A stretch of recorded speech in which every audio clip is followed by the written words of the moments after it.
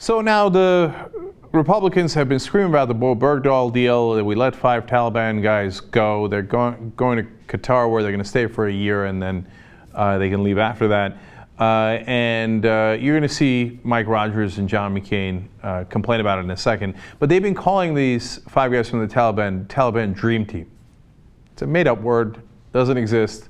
No one ever called them that until the Republicans decided to do propaganda about it. Now let's hear from the Scream Team, starting with Mike Rogers.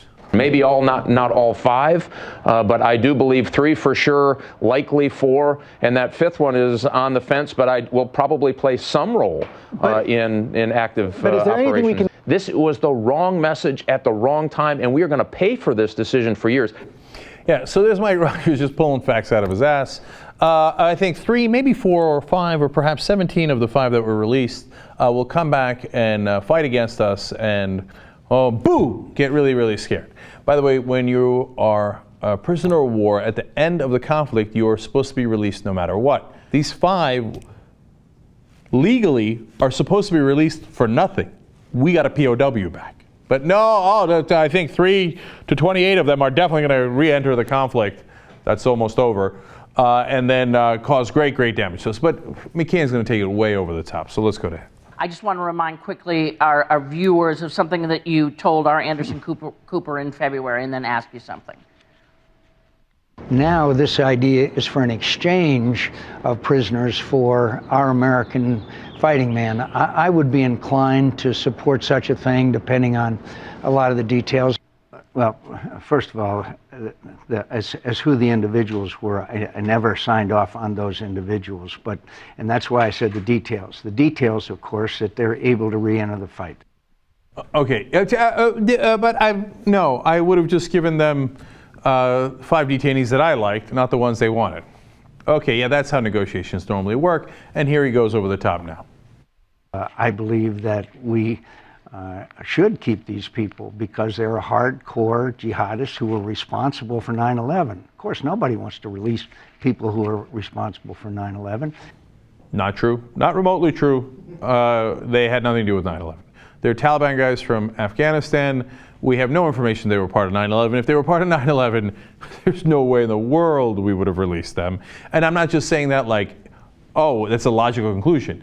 There is no facts, no evidence that they were part of 9/11 at all. He just made that up. Because, they're the Taliban Dream Team! Okay, all right, what's next? What else are you going to pull out of your ass? Well, first of all, I wouldn't release these men. Ever? Second of all, I would release people who are not these men. They were judged time after time during their confinement in Guantanamo.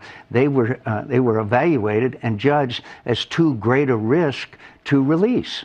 That was a judgment made about them, not by me. That's so ridiculous. Candy Crowley had a good question there in the middle that he just steamrolled over. Ever? So, they were not judged by any tribunal, whether it's a military tribunal or the correct way of doing it, if you actually think that they did war crimes or whatever other crimes they might have committed in the U.S. By the judiciary. They were never tried and convicted of any of that. We just had a bunch of people in the executive branch go, I don't know. I think they're too dangerous. That's not how things are supposed to operate. If things operate that way, then you can grab anybody across the world, throw them in Guantanamo Bay and say, I'm going to keep them forever. I'm never going to try them, but somebody in the executive branch doesn't like them. And trust us, we have secret evidence that they're very, very dangerous. That's why Guantanamo should be closed. We should go back to the rule of law, what Republicans and John McCain claimed they were in favor of. In reality, they don't like that at all. John McCain right there said that the U.S. government should be able to take anyone they want from across the world and never try them. Just put them in a prison and say, no, we judge you to be dangerous. You're never going to get a trial. That's the exact opposite of what the U.S. stands for. All right, more of this insanity. I believe that there are other prisoners, some of whom we have already released, that we could have released that in exchange. These 5 are the top 5 picked by the Taliban. Not by us, but by the Taliban. Think about how stupid that is. Okay, hey Taliban, we'd like to do an exchange with you. I'd like to pick the 5 most irrelevant prisoners I haven't given to you. Why would the Taliban agree to that? It's a negotiation. if we could have the Taliban do anything we want, we'd give them no prisoners. We'd just tell them, hey, give us our POW back. And they'd be like, oh, yes, sir. But that's not how it works. We can't find the guy. We couldn't get him back. We had to negotiate. My favorite was in the middle of that, if you notice, he said, or we could have just given them guys we'd already released.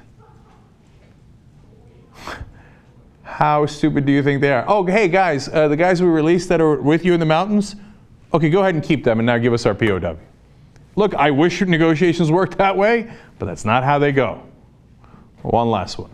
Oh, you can have a certain price, but it's exacerbated by the president's decision to take everybody out of Afghanistan, and these people will be going back as the Taliban leadership, and that will, of course, in my view, cause another replay of Iraq, which I thought he should have paid attention to. Aha, so we finally get to McCain's real intentions. He's mad that we're leaving Afghanistan. If it was up to McCain, we would have stayed in Afghanistan, as he said there, and Iraq forever, and we would have kept every detainee and never tried them and just kept them in Guantanamo Bay forever. To say that that's ironic coming from a former prisoner of war is to say the least. It's ironic on both ends, whether it's the detainees we're keeping without any rule of law or our own POW, which we rescued and now McCain is unhappy about. Now, this one is not his fault, but there with that white chair that they gave him, he actually even looks like Dr. Evil.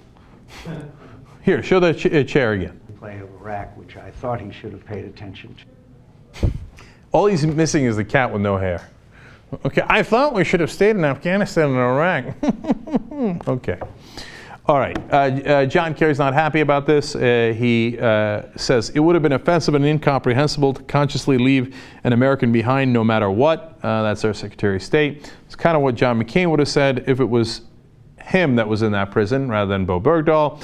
Then John Kerry said, I'm not telling you that they don't have some ability, referring to the Taliban guys that are released, at some point to go back and get involved, but they also have an ability to get killed doing that, and I don't think anybody should doubt the capacity of the United States of America to protect Americans, so these guys pick a fight with us in the future or now at any time at enormous risk. Okay.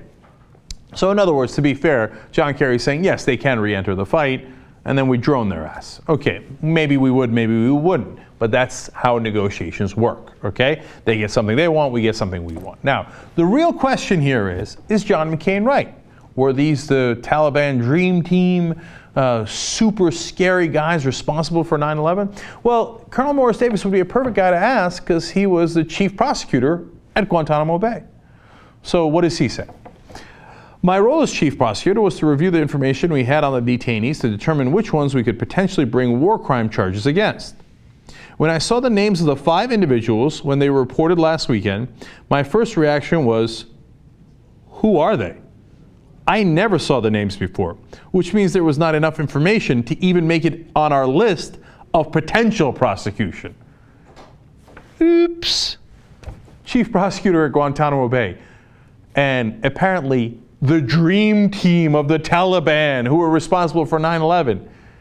Out of over the 700 detainees there, didn't even make it on the list of people who could potentially be looked at for a trial on 9/11 or other war crimes. See, this is what I'm talking about, man. Republicans don't give a damn about evidence, facts, reality. They have left that world a long time ago. Colonel Morris Davis says, we were told everyone at Guantanamo Bay was the worst of the worst.